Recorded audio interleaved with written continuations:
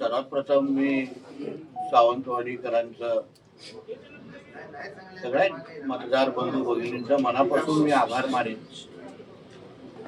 की त्यांनी भारतीय जनता पक्षच्या नगराध्यक्षाचे उमेदवार श्रद्धाताई भोसले आणि आमचे 11 नगरसेवक यांना आशीर्वाद दिला, मतदानारूपी आशीर्वाद दिला आणि सावंतवाडीच्या जनतेची सेवा करण्याची आता पुढची 5 वर्षे आम्हाला संधी दिलेली आहे. या पूर्ण लढाईमध्ये आमचा भारतीय जनता पक्षाचा कार्यकर्ता जो त्यांनी दिवस रात्र मेहनत घेतली आणि त्यामुळे आमच्या पूर्ण ही नगराध्यक्ष आणि 11 लोकांची टीम आता सावंतवाडीची सेवा करण्यासाठी आम्ही सज्ज झालेलो आहे.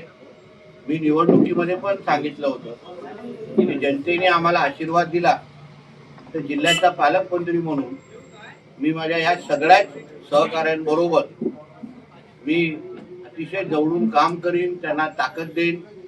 निधी अभावी कुठल्याही गोष्टी थांबणार नाहीत एवढं राज्य सरकारच्या प्रतिनिधी म्हणून मी निश्चित पद्धतीने या सगळ्या गोष्टीची काळजी घेईन. श्रद्धाताई अतिशय त्यांनी जो काही जनसंपर्क किंवा जो काही संवाद साधला आणि त्याच्यामुळे सावंतवाडीच्या जनतेने त्यांच्या प्रत्येक शब्दावर विश्वास ठेवला आणि त्यांनी भरघोस असा आशीर्वाद त्यांना ह्या निमित्ताने दिला. आम्हाला ह्याची जाणीव आहे की भरपूर लोकांच्या अपेक्षा आहेत, महत्वाचे प्रश्न आहेत आणि ते पुढची 5 वर्ष जनतेची प्रामाणिक सेवा करण्याची आम्हाला अतिशय सुवर्ण संधी आम्हाला चालून आलेली आहे. जिथे केंद्रात भारतीय जनता पक्षाच्या विचाराचं सरकार आहे, राज्यात भारतीय जनता पक्षाचे विचाराचे मुख्यमंत्री आहेत आणि जिल्ह्यात पालकमंत्री म्हणून भारतीय जनता पक्षाचा कार्यकर्ता म्हणून मी काम करतोय. खासदार म्हणून सन्मान्य राणे साहेब आहेत, आमचे रवी चव्हाण साहेब आहेत आणि आम्ही सगळेजण एकत्र मिळून आता श्रद्धाताई आणि आमच्या 11चे 11 नगरसेवकांच्या टीमना ताकदीने ह्या शहराचा विकास करण्यासाठी जी जी ताकद त्यांच्या मागे उभी करायची आहे, ज्या ज्या संकल्पना त्यांच्या डोक्यात असतील हे त्यांना पूर्ण करायचे किंवा प्रत्येकाने आपल्या आपल्या वॉर्डमध्ये किंवा श्रद्धाताईंनी आपला प्रचार करत असताना जे जे शब्द आरोग्य असेल, शिक्षण असेल, ज्या बाबतीमध्ये पर्यटन असेल, ज्या ज्या गोष्टी संदर्भात त्यांनी दिल्या असतील ते सगळे शब्द पूर्ण करण्याची जबाबदारी ही त्यांचा सहकारी म्हणून माझी आहे. एवढा विश्वास मी सावंतवाडीच्या जनतेला निश्चित पद्धतीने देईन. या निमित्ताने मी आवर्जून युवराज लखमराजे भोसलेजीचा मुद्दामून उल्लेख करेन कारण त्यांनी ज्या पद्धतीने त्यांच्या पत्रकार परिषदा असतील किंवा विविध मुद्दे खोडून काढण्याचं काम अतिशय उत्तम पद्धतीने केलं असं माझं प्रामाणिक मत आहे. कारण का राजघराण्याची बाजू प्रभावी पद्धतीने ते ज्या पद्धतीने मांडत होते त्याच्यामुळे लोकांचा विश्वास अजून वाढला आणि आता राजघराण्यातल्याच व्यक्ती सावंतवाडीच्या नगराध्यक्षाच्या प्रमुख खुर्चीवर बसलेले आहेत आणि म्हणून मला विश्वास आहे की आता ह्या शहराचा विकास कोणीही थांबवू शकणार नाही एवढा विश्वास मी ह्या निमित्ताने व्यक्त करतो. आपण जेव्हा बुद्धिजीवींचा आमचा मेळावा तिथे होता तेव्हा एक विषय सांगितला होता की आपण मल्टी स्पेशालिस्ट हॉस्पिटल करत असताना व त्याच्या प्रोजेक्ट प्रकल्पाबद्दल विचार करत असताना स्थानिक सावंतवाडीकरांचे जे डॉक्टर आहेत त्याही लोकांना आम्ही विश्वासात घेणार आहे. सगळे लोकांना एकत्र येऊन आपल्या सावंतवाडीची आरोग्य व्यवस्था अजून चांगली कशी होईल यावर आम्ही आता सगळेजण मार्ग काढणार आहोत. मग मल्टी स्पेशालिस्ट हॉस्पिटल बनवण्याच्या दृष्टिकोनातून काय काय करायला लागेल, आरोग्य व्यवस्था मग उपरुग्णालयापासून अन्य भागामध्ये चांगली आरोग्य सुविधा कशी द्यायची आहे या सगळ्यावर आता आम्ही लक्ष घालणार.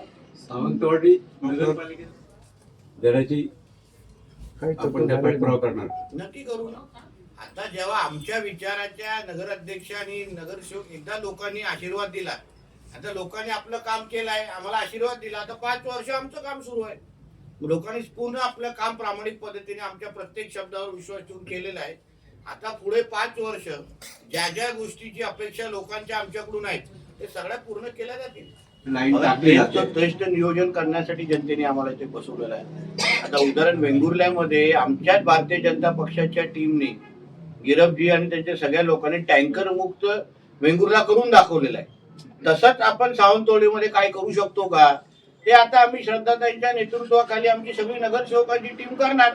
शेवटी 4 वर्षाची सत्ता आमच्या हातात आहे.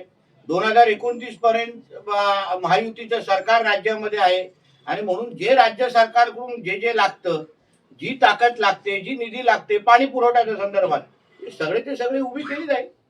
तुला नाही सांगणार, तुमच्या बातम्या अजून 2-3 दिवस चालल्या पाहिजे.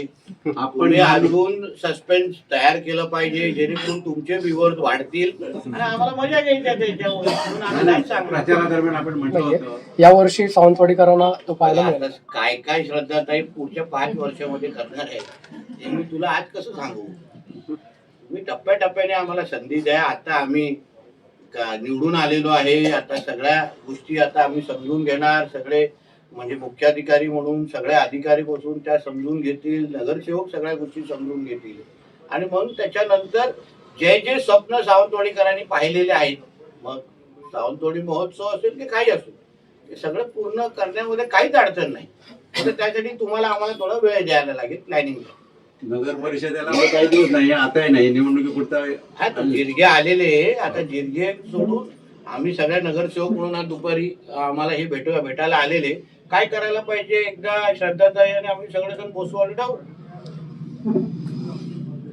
ठीक आहे. जिल्हा परिषद होईल का? आता त्या संदर्भात पण प्राथमिक चर्चा झालेली आहे.